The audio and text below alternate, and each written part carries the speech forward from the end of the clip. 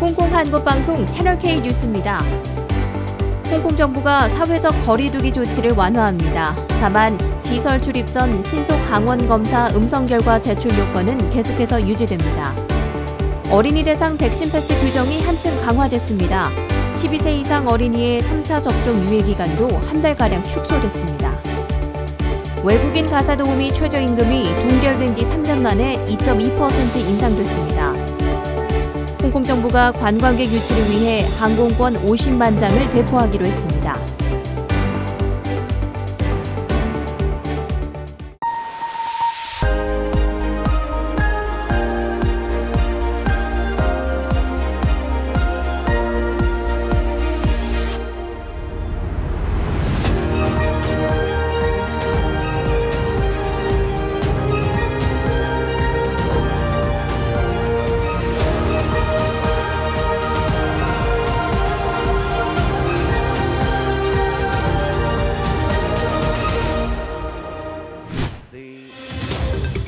첫 소식입니다.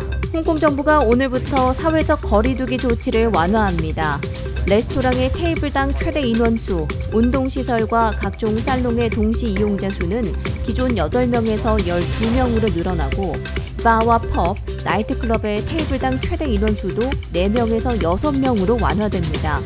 또 최대 연회 인원 또한 기존 120명에서 240명으로 2배 늘어나고요. 지난 1월 잠정 중단됐던 여객선 운항 역시 오늘부터 재개됩니다. 하지만 연회 및 술집, 클럽과 같은 시설에 입장하기 위해서는 여전히 24시간 이내 실시한 신속 강원 검사 음성 결과를 제출해야 합니다. 리보험 세이프와 백신 패스 관련 규정, 공공장소 마스크 착용은 물론이고 적색 코드, 황색 코드 소지자의 일부 시설 사용 제한 역시 그대로 유지됩니다.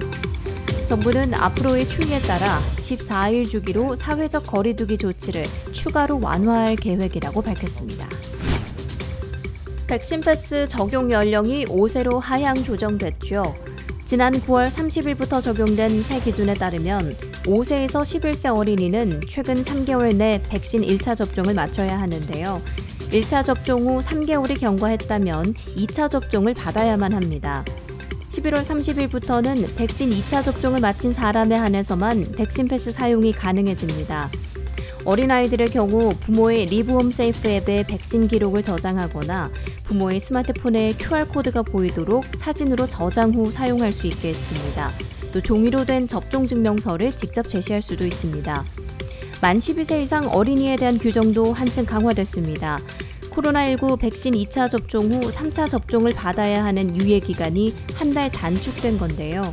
이로써 만 12세 이상은 백신 2차 접종을 한 지 5개월이 지났다면 3차까지 접종해야 하고 11월 30일을 기점으로는 백신 3차 접종을 모두 완료해야 백신 패스를 사용할 수 있습니다. 계속해서 다음 소식입니다.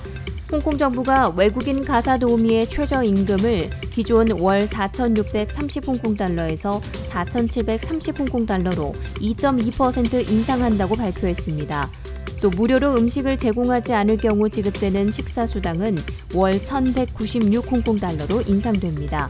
월별 기준으로 임금은 100 홍콩달러, 식비는 23 홍콩달러 오르는 셈입니다.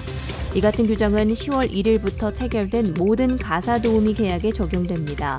정부 대변인은 코로나 대유행 이후 홍콩의 전반적인 경제시장과 노동시장을 고려하는 한편 고용주의 경제성과 가사 도우미의 생계 유지 부문 또한 고려해 최저임금 수준을 조정하기로 최종 결정했다고 말했습니다. 코로나19 입원 환자를 대상으로 한 경구용 코로나19 항바이러스제가 사망률과 질병 진행을 낮추고 바이러스 부담을 줄이는 데 상당한 임상 결과를 보인 것으로 밝혀졌습니다. 연구 결과에 따르면 몰누피라비르 투여군과 니르마트렐비르 리토나비르 투여군은 대조군 대비 사망 위험이 각각 52%와 66% 감소했습니다. 연구팀에 따르면 경구용 코로나19 항바이러스제는 복합질병 진행 결과의 위험을 최대 43% 낮추는가 하면 산소요법의 필요성도 최대 31%까지 감소시켰습니다. 올해 상반기 기준 홍콩 대기업의 약 30%는 정부의 엄격한 코로나19 방역 탓에 이미 해외로 이전했거나 혹은 이전을 고려했다는 설문 결과가 뒤늦게 알려졌습니다. 해당 설문조사는 지난 5월 기업 회원 약 4천 곳을 대상으로 진행됐는데요. 응답 기업의 10%는 이미 홍콩을 떠난 뒤였습니다.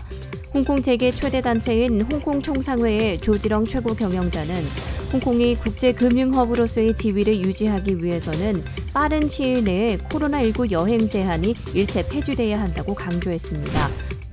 홍콩행 비행기표 50만 장이 관광객에게 배포됩니다.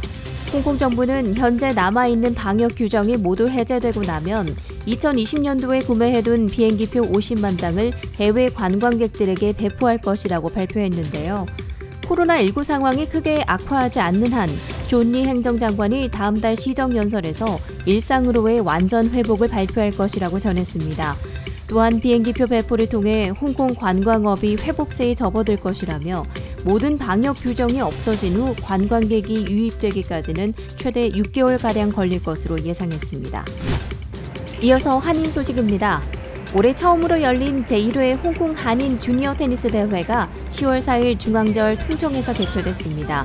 총 26명의 한인 학생들이 4개 부문으로 나눠 남녀 단식 경기를 가졌는데요. 17세 이하 남자부 경기에서는 결승에 오른 이동권 이지호 선수가 5대5를 기록하며 팽팽하게 맞섰습니다.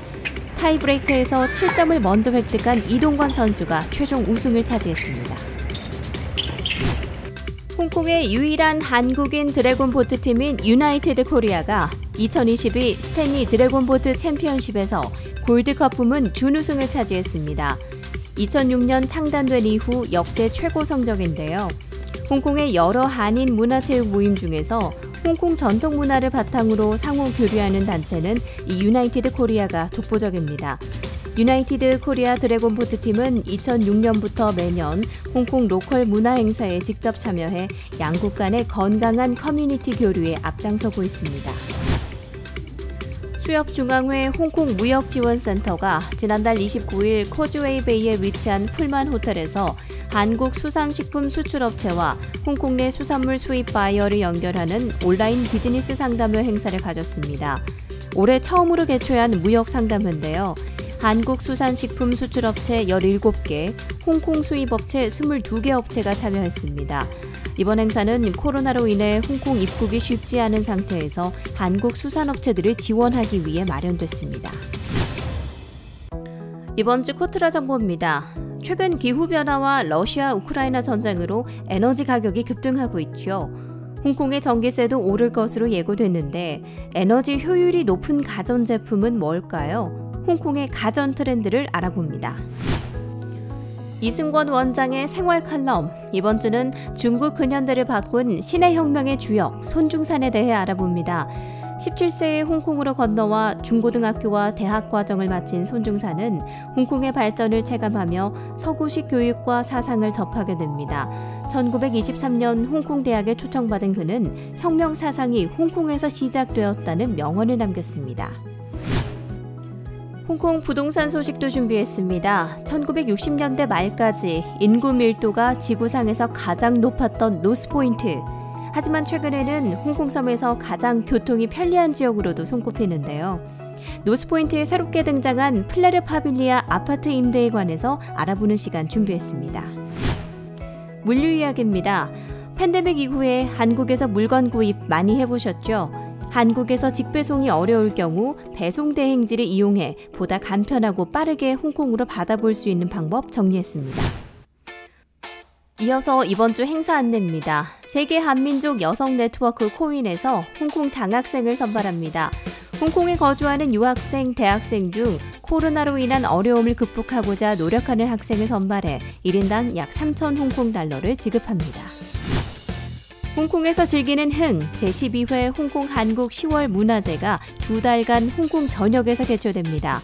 한국 10월 문화제는 2011년부터 매년 개최되는 홍콩 내 최대 규모의 한국 문화제인데요. 홍콩 내 주요 문화예술기관 및 한인단체가 협력해오고 있습니다. 올해에도 약 35개의 한국 문화 프로그램이 문화원을 비롯해 홍콩 곳곳의 주요 문화시설에서 진행됩니다. 10월 7일 더 스트롤 갤러리에서 성실한 공예 전시의 오프닝 리셉션이 열립니다. 문화체육관광부와 예술경원지원센터가 진행하는 펀드 포 아트 어브로드 사업 지원을 받아 한국의 젊은 공예 작가 8인의 작품으로 유리, 도자, 가구 분야의 작품을 전시합니다. 끝으로 날씨입니다. 북동 몬순의 영향으로 토요일까지 바람과 소나기가 예상됩니다. 다음 주 초부터는 홍콩의 아침 저녁도 꽤 선선해지겠는데요. 낮과 밤의 온도차가 커 건강관리에 특히 유의하셔야겠습니다. 홍콩 한국방송 채널K였습니다. 고맙습니다.